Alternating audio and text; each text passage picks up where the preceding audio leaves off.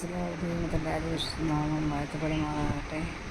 വീണ്ടും ഒരു കാലം കൂടെ ഞങ്ങളുടെ കൂടെ നിൽക്കുവാൻ ദൈവസന്നിധിയിലായിരിക്കാൻ ദൈവം നൽകിയ അത്ഭുതം നൽകിയ നന്ദിക്ക് ആശ്വസിക്കുന്നു. ഞങ്ങളോർക്കും ഞാൻ വളരെ സിമ്പിളായിട്ടാണ് കർത്താവിൻ്റെ വചനം പറയുന്നത്. മറ്റൊന്നുമല്ല, ലളിതമായ രീതിയിൽ ദൈവം നൽകിയ ചിന്ത നിങ്ങളുമായി പങ്കുവെക്കുന്നു. ശാരീരികമായി പല അസ്വസ്ഥതകളുണ്ട്. ഞാൻ പറഞ്ഞല്ലോ, ഞാനൊരു കത്തോലിക്ക കുടുംബത്തിൽ ജനിച്ചു വളർന്ന വ്യക്തിയാണ്. റോമൻ കത്തോലിക്ക. എൻ്റെ പിതാവ് ഒരു മുഴുവൻ ദിവാനിയായിരുന്നു. എങ്കിലും ഞങ്ങളെ കുഞ്ഞു പ്രായം മുതൽ വചനം പഠിപ്പിക്കുകയും സൺഡേ സ്കൂളിലൊക്കെ വിട്ട് അങ്ങനെ വചനം ചെറുപ്രായത്തിലെ മനസ്സിൻ്റെ അടിസ്ഥാനത്തിലുള്ളതുകൊണ്ട് എൻ്റെ സ്കൂൾ വിദ്യാഭ്യാസത്തിന് ശേഷം വചനം പഠിക്കുവാനൊക്കെ ദൈവം ഇടയാക്കി. എന്നാൽ വചനം പഠനം കഴിഞ്ഞ ശേഷം വിവാഹജീവിതത്തിലേക്ക് പ്രവേശിച്ച സമയം എൻ്റെ ജീവിതത്തിൽ പല പ്രതികൂലം പ്രതിസന്ധികളും ജീവിതത്തിൽ ആഞ്ഞടിച്ചു. എനിക്ക് 3 തലമുറ ദൈവം ദാനമായി നൽകി. എൻ്റെ പ്രിയപ്പെട്ടവനും ഒറ്റയ്ക്ക് ഒരു വിശ്വാസത്തിൽ കുടുംബത്തിൽ നിന്ന് വന്നതാണ്. ഇന്നും മാതാപിതാക്കളൊക്കെയും യാക്കോബയുടെ അവസ്ഥയിലായിരിക്കുന്നു. എന്നെങ്കിലും ദൈവസന്നിധിയിൽ പ്രാർത്ഥിക്കുകയും ആരാധിക്കുകയും ദൈവം ഏൽപ്പിക്കുന്ന ശുശ്രൂഷകളെ വിശ്വസ്തയോടെ വ്യാപാരം ചെയ്യുവാൻ ദൈവമിടയാകുന്നു. അനേകം മരണത്തിൻ്റെ വഴി കൂടെ ഞാൻ കടന്നുപോയി. എൻ്റെ നാക്ക് താഴ്ന്നു പോവുകയും ഒരു പാവം പാർലസൊക്കെയായി 2006 ഞാൻ ഈ മരണത്തോട് മല്ലടിക്കുന്ന ഒരു അനുഭവം ഉണ്ടായിരുന്നു. ലോക ഡോക്ടർമാർ ഒരിക്കലും ഞാൻ എഴുന്നേറ്റ് നടക്കിയില്ല എന്ന് പറഞ്ഞൊരവസ്ഥ എൻ്റെ ജീവിതത്തിൽ കടന്നു വന്നു. എന്നാൽ ലോക ഡോക്ടർമാരുടെ രീതികളെ മാറ്റി എഴുതിക്കൊണ്ട് ദൈവം എനിക്ക് അത്ഭുത സൗഖ്യം നൽകുവാനിടയായി തീർന്നു. പ്രതിമകളെ നാം നിന്നതല്ല, ദൈവം നമ്മൾ നടത്തിയതാണ്. ഞാൻ ഇത്രയും ശാന്തമായി വചനം നിങ്ങളോട് സംസാരിക്കുന്നതും അതുകൊണ്ടാണ്. പലപ്പോഴും വചനം മറന്നു പോകുന്നത് കൊണ്ടാണ്. വചനം എഴുതി വയ്ക്കുകയും പ്രാർത്ഥന ഡയറിയിൽ എഴുതി വയ്ക്കുകയും ആ ചിന്തകൾ ദൈവം തന്ന ചിന്തകൾ എഴുതി വെച്ച് നിങ്ങളുമായി പങ്കിടുന്നത്. അത് നിങ്ങളത് തെറ്റിദ്ധരിക്കരുത്. ഇത്ര സിമ്പിളായി ഇത്ര ശാന്തമായി മറ്റൊരു ആത്മീയ വിപ്ലവം സൃഷ്ടിക്കുന്നതിനേക്കാളുപരിയായി നിങ്ങളോട് സംസാരിക്കുന്നത്. അതുകൊണ്ടാണ് എൻ്റെ ജീവിതത്തിൽ ഞാൻ പറഞ്ഞല്ലോ, ലോകലോട്ടമായി എഴുന്നേറ്റ് നടക്കില്ല എന്ന് പറഞ്ഞതാണ്. എന്നാൽ ദൈവം എനിക്ക് പ്രാർത്ഥനയിൽ അത്ഭുത സൗഖ്യം നൽകുവാനിടയായി തീർന്നു. ദൈവം 3 തലമുറയെ തന്നു. 2 ആൺകുഞ്ഞും 1 മോളും. ദൈവം അവരെ ശരീരത്തിൻ്റെ എൻ്റെ പ്രാപ്തിക്കൊത്തണം അവരെ വളർത്തുവാൻ ദൈവം കൃപ നൽകി. ഇന്ന് 3 പേരും ദൈവം കൊച്ചുമോള് 10ൽ പഠിക്കുന്നു. എക്സാം നടന്നുകൊണ്ടിരിക്കുകയാണ്. നിങ്ങൾ പേര് പ്രാർത്ഥിക്കണം. മറ്റ് 2 ആൺകുഞ്ഞുങ്ങളും ജോലി സംബന്ധമായി പഠിച്ചുകൊണ്ട് തന്നെ ഇരിക്കുന്നു. അവർ ജോലിയുള്ള പഠനത്തുള്ള ട്രെയിനിങ്ങിൽ മൂത്ത മോനെ മറൈൻ എഞ്ചിനീയറിംഗ് പഠിച്ച് ആ വിഷയത്തിൽ ദൈവമോനെ ആക്കിയിരിക്കുന്നു. രണ്ടാമത്തെ മോന് റഷ്യയിൽ MBA പഠിക്കുന്നു. ജോയൽ ജെറമിയ ജമീമ എന്നാണ് ഞങ്ങളുടെ പേര്. ഞങ്ങളുടെ പ്രാർത്ഥനയിൽ ഓർക്കണം, എൻ്റെ തലമുറയെ വഹിക്കണം. അങ്ങനെ ദൈവാനുഗ്രഹിയുടെ തലമുറ തിരുവാനിടയായി തീർന്നു. ഞാൻ പറഞ്ഞല്ലോ, അനേക മരണത്തിൻ്റെ ഭാഗത്തുകൂടെ കടന്നുപോയി. പല ഓപ്പറേഷനുകൾ, ഏതാണ്ട് 9 ഓപ്പറേഷനുകൾ എൻ്റെ ജീവിതത്തിൽ കടന്നു വന്നു. പലപ്പോഴും പിശാച് എൻ്റെ പ്രാണനെ പന്താടുന്നൊരനുഭവം വന്നിട്ടുണ്ട്. എന്നാൽ അതിന് മതത്തിലൊന്നും പ്രാണനെ ശത്രു ഏൽപ്പിച്ചു കൊടുക്കാതെ ദൈവം അത്ഭുത സൗഖ്യം നൽകുവാനിടയായി തീർന്നു. അതിലൊക്കെയും ഞാൻ മനസ്സിലാക്കുന്നു, വായ്ത്തത്വ സന്തതിയെ തകർക്കുവാൻ ശത്രുവിന് കഴിയില്ല. വായ്ത്തത്വമുള്ളവനെ ദൈവം എവിടെയും മാനിപ്പാൻ ദൈവമിടയായിത്തീരും. ആകയാൽ ഞാൻ എൻ്റെ അനുഭവസാക്ഷ്യം അല്പം ചുരുക്കിയാണ്. എന്നാൽ ദൈവം നൽകിയ വചനം നമുക്ക് പങ്കിടുവാൻ കഴിയട്ടെ. സ്തോത്രം. നാം ദൈവസേനയിൽ അതിൻ്റെ ദൈവം ഏത് നാഴികയിലാണ് ദൈവം വരുന്നത് നമുക്കെന്നറിയില്ല. മത്തായിന് നമ്മൾ ചിന്തയ്ക്കായി മത്തായി സുവിശേഷം 24:36 വായിക്കാൻ ആഗ്രഹിക്കുന്നു. ആ നാളും നാഴികയും സംബന്ധിച്ചോ എൻ്റെ പിതാവ് മാത്രമല്ല, ആരും സ്വർഗത്തിലെ ദൂതന്മാരും പുത്രന്മാരും കൂടെ അറിയുന്നില്ല. നാളും നാഴികയും അറിയായികയാൽ ഒരുങ്ങിയിരിപ്പീൻ. സ്തോത്രം. കർത്താവ് രണ്ടാമത് വരും എന്ന് നമുക്കറിയാം എന്ന് ദൈവവചനം നമ്മളെ സാക്ഷിക്കുന്നു. അത് എപ്പോൾ സംഭവിക്കുമെന്ന് ആർക്കും പറയുവാൻ സാധ്യമല്ല എന്ന് യേശു പറയുന്നു. അതാണ് മത്തായി സുവിശേഷം 24:36 കർത്താവ് അങ്ങനെ പറയുന്നത്. നാളും നാഴികയും സംബന്ധിച്ച് പിതാവ് മാത്രമല്ലാതെ പുത്രന് പോലും കൂടെ അതറിയുകയില്ല. ആകയാൽ നാം ഏത് സമയം നമ്മൾ ഒരുങ്ങിയിരിക്കണമെന്നാണ് കർത്താവ് പറയുന്നത്. ആകയാൽ ആ കാലത്തെക്കുറിച്ച് വചനം മുന്നറിയിപ്പ് തരുന്നു. നോഹയുടെ കാലം പോലെ. നോഹയുടെ കാലത്ത് എന്താണ് സംഭവിച്ചത്? നോഹയുടെ കാലം പോലെ തന്നെ മനുഷ്യപുത്രൻ്റെ വരവും അക്കാലം ജലപ്രളയത്തിന് മുമ്പുള്ള കാലത്ത് നോഹ കെട്ടിടത്തിൽ കയറിയ നാൾ വരെ അവർ തിന്നും കുടിച്ചും വിവാഹം കഴിച്ചും വിവാഹത്തിന് കൊടുത്തും പോന്നു. ജലപ്രളയം വന്നു, എല്ലാവരും നീക്കിക്കളയുമ്പോഴും അവർ അറിഞ്ഞതുമില്ല. മനുഷ്യപുത്രൻ്റെ വരവും അങ്ങനെ തന്നെ ആകും. മത്തായി സുവിശേഷം 24:37-39 വാക്യങ്ങൾ നമ്മൾ അപ്രകാരം കാണുന്നു. സ്തോത്രം. നോഹയുടെ കാലത്തെ പ്രളയം എന്ന് പറയുമ്പോൾ സോദോം ഗോമോറ വളരെ പാപത്താൽ നിറയപ്പെട്ട ഒരു സന്ദർഭം. കാരണം വാർദ്ധക്യമുള്ള നോഹ പലപ്പോഴും വിളിച്ചു പറഞ്ഞു, ഇതുപോലെ വെള്ളപ്പൊക്കം വരുന്നു, ദൈവം ദേശത്ത് നശിപ്പിക്കാൻ പോകുന്നു, പാവം കൊണ്ട് പാവത്തെ പച്ചവെള്ളം പോലെ കുടിക്കുന്ന സോദോം ഗോമോറ തലമുറയായിരുന്നു. അവയെ നശിപ്പിക്കുവാൻ തന്നെ അത് ആ പട്ടണത്തെ ദൈവം തീ കൊണ്ട് ഭസ്മീകരിക്കുന്നതായിട്ട് ദൈവം കാണിക്കും. നശിപ്പിക്കത്തക്കണമുള്ള കോപമാണ് അവരുണ്ടാക്കി വെച്ചത്. തീ അയച്ച് ദൈവം ഭസ്മമാക്കി കളയുക, അതേപോലെ കോപം ജ്വലിച്ചെന്നാണ് ദൈവത്തിന്.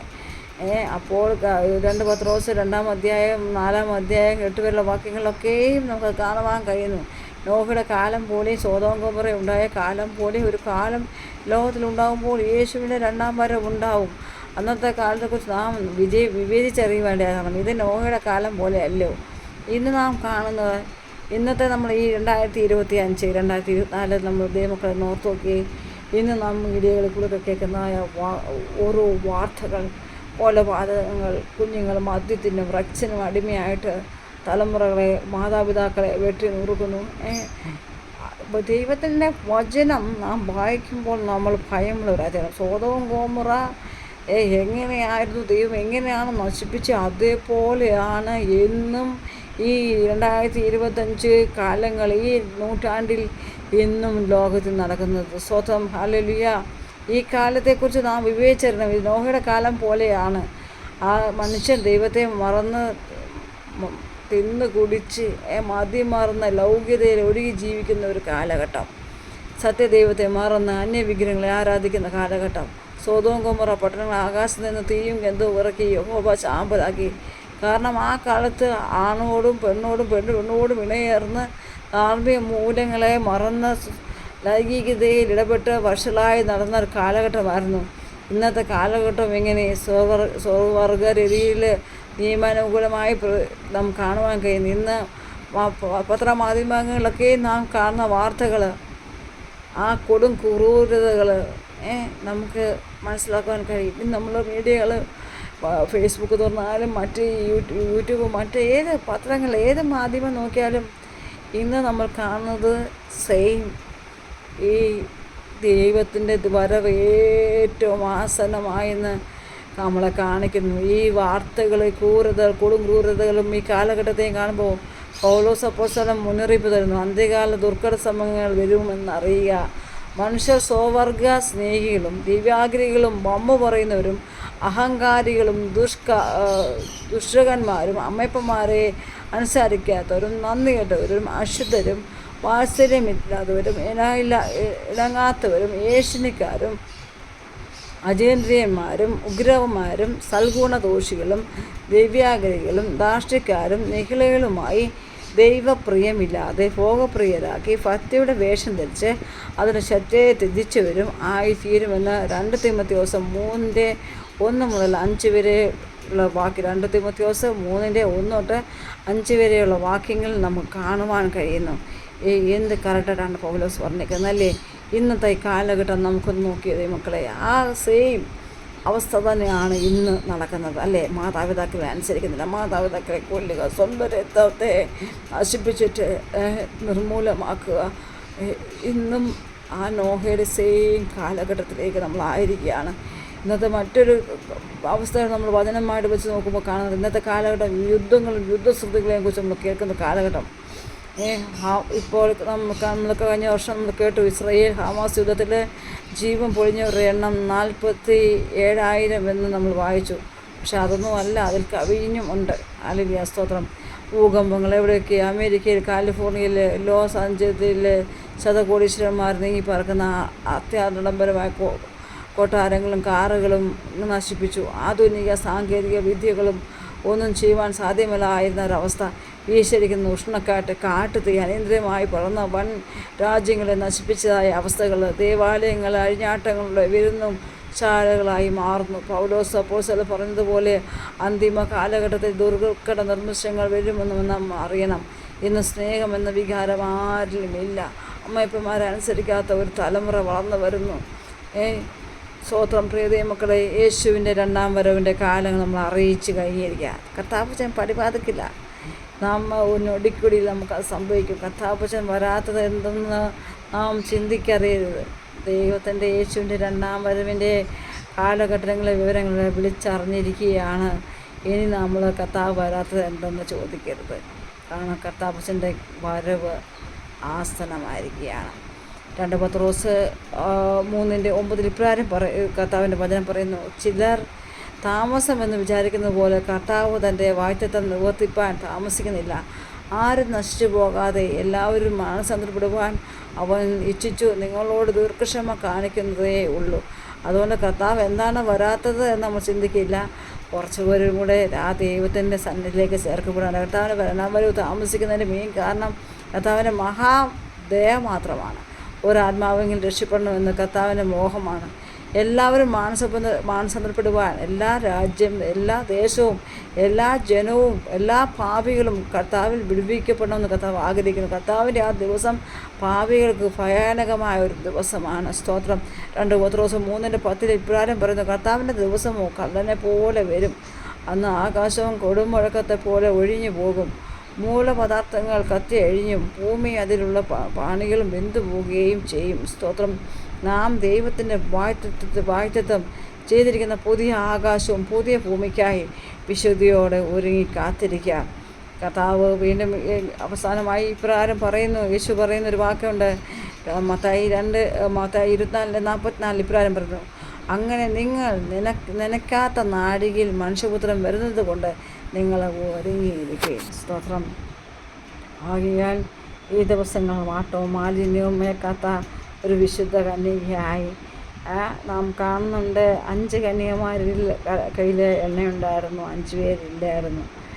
അവർ ബുദ്ധിയുള്ളവരായിരുന്നു. കർത്താവിൻ്റെ വരവ് താമസിപ്പോൾ അത് എണ്ണ ആ വിളക്ക് കെട്ടുപോകാതിരിക്കാൻ അവർ ഒരുങ്ങി കാത്തിരുന്നു.